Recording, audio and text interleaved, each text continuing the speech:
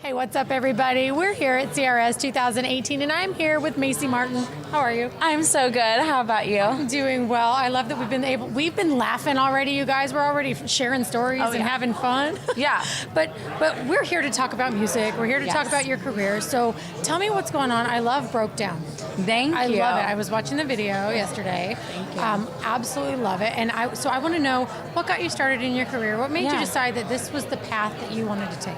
Okay. Well, I'm originally from College Station, Texas, if you know where Texas A&M University is.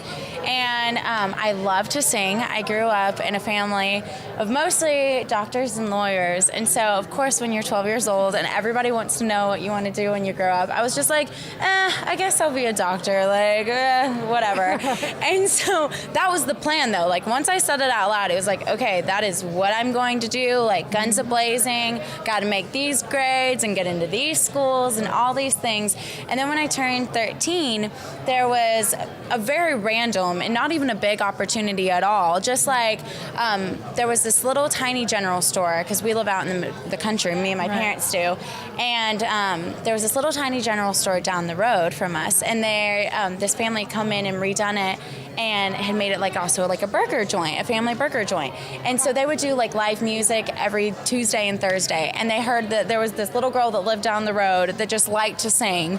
And so they invited me to come sing. And of course, I was 13. So I break out my Taylor Swift CDs and my Christina Perri CD, and I was like, I'm gonna sing these songs. And it was like, okay, so now we go down and drive down to the Hastings store and see what karaoke discs of that we can find. Well, we couldn't. They were all sold out.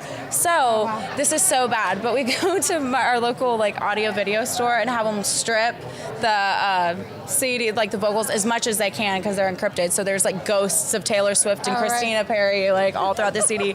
Invest in this terrible little karaoke machine and set it up, and it's so I'm singing, and there's it's a bunch of elderly people, and they were like, we can't hear you while I'm singing.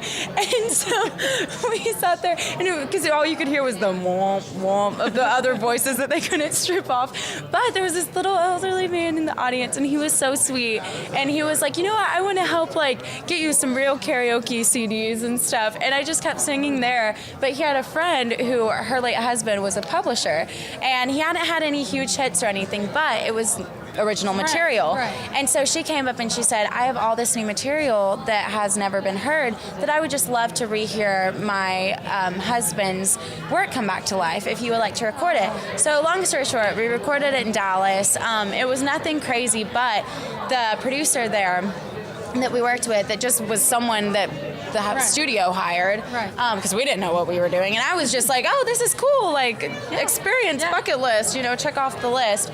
And he was like, I have friends, all throughout the country. And he was like, they might know some people, and you never know who it might get passed along to. Right. Well, they sent it off, and it got passed along to Kent Wells, who is Dolly Parton's producer. So when I was 14, we drove up to flew up to Nashville that time, and visited with Kent and his team, and just got to talk to them. And I remember leaving and being like, because it all hit me like a ton of bricks when we were on that plane of, wait, no, I don't want to go to medical school. This is what I want to do, of that long little girl dream. And it was just holy smokes, I feel like I've denied this path, or not necessarily I denied it at that point, but it pushed away the idea that truly was what I wanted. And so it was just Katie bar the door. But I remember leaving his office that one day and looking at my mom and being like, so does this mean we're working with him? She was like, I think so, and now I'm 20 years old, and he's family. Him and his wife are just second parents. And so been living up here now for 2 years and just haven't looked back since. Oh my gosh, that's so great. That's an amazing story. And I honestly had no idea I was going to get such a great story out of you on how you got your start, but how meaningful for that woman who wanted to see her husband's work come back to life. And she is so sweet. Her name is Miranda, but she goes by Randy. And she's still we keep in touch, and Yeah, she's wonderful. That's Such really a loving sweet. soul and someone, it's amazing how God places people in your life and the purpose of those people. Yeah. And that's been pretty much like the overall theme that we've been talking about this week here. And I mean, this is day 2 of CRS. Right. It feels like a week. Well, we've been working really hard and long hours. Of course. But that's been the overall theme. It's like, God's blessings and God's timing. And it's just, man, here it is again. That's pretty insane and in the greatest way. And what about your mom? Like, how does your family feel about the path that you took versus being the lawyer or the doctor? Oh, yeah. Well, of course, like any parent, they just want what's best for me. But my parents, I'm so blessed in the fact that my parents are so supportive. My dad, this is so hilarious, but my dad, he was a professional bull rider for a long time, and he rode against like Tuff Hedeman and Lane Frost and all of them before they like blew up. And what took him out of the sport was he had a really bad injury. And so I think he lived life with a lot of like no regrets, but also a lot of like what ifs, like what if that hadn't happened, like where would his life be today?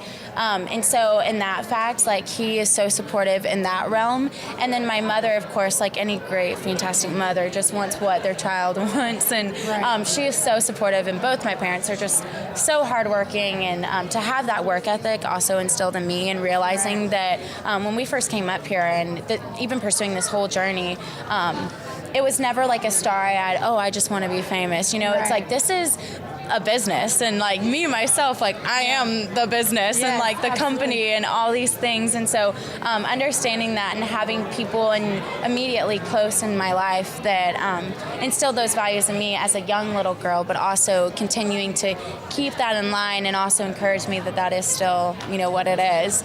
It's just amazing and such a blessing. That's awesome. Well, what do you have coming up, and where can fans find you? Of course, well, we have a new single coming out.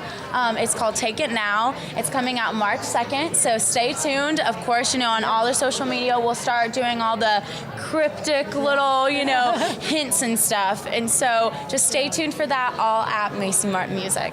All right, guys. Well, you heard her, so check her out. March 2nd is an amazing day, so be on the lookout for that new single. Mm-hmm. Until next time, guys, we'll see you soon. Hey guys, thanks so much for tuning in to our interview here at CRS 2018. Be sure to like us on social media, follow us, share us with your friends, and subscribe to our YouTube channel for more videos. Thank you so much. We'll see you soon.